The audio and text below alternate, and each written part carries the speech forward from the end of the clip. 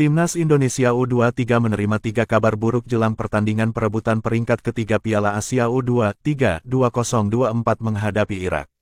Pertandingan antara Timnas Indonesia U23 menghadapi Irak akan berlangsung di Stadion Abdullah bin Khalifa. Pada pertandingan ini, skuad Garuda Muda berpeluang lolos otomatis ke Olimpiade 2024 Paris jika mampu mengalahkan Irak. Namun, target untuk bisa tampil di Olimpiade tidak akan mudah karena tim asuhan Shin Tae-yong ini mendapat 3 kabar buruk sekaligus.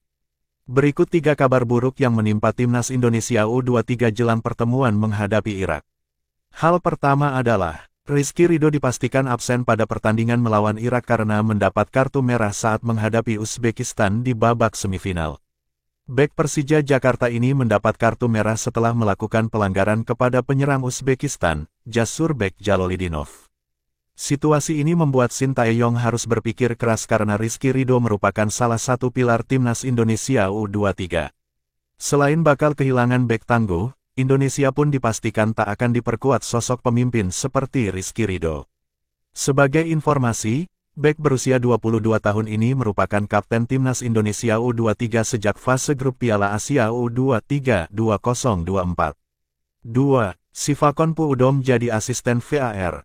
Wasit asal Thailand, Sivakonpu Udom resmi ditunjuk AFC sebagai asisten VAR di pertandingan antara Timnas Indonesia U23 melawan Irak.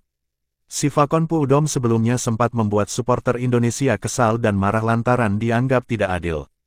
Pada laga perdana Timnas Indonesia U23 di Piala Asia U23 menghadapi Qatar, Sivakonpu Udom dinilai melakukan kesalahan fatal. Dia memberikan hadiah penalti kepada tuan rumah Qatar saat bertugas sebagai wasit VAR. Bukan hanya itu, Indonesia juga merasa dirugikan karena Ivar Jenner di kartu merah oleh wasit utama Nasrullah Kabirov setelah mengecek VAR. Terbaru, Sivakonpu Udom pun membuat beberapa keputusan kontroversial saat Timnas Indonesia U23 dikalahkan Uzbekistan.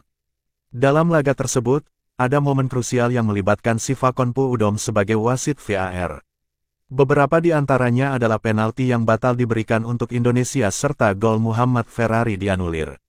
Sebelumnya, Timnas Indonesia U23 mencatatkan 100% kemenangan di Stadion Abdullah bin Khalifa.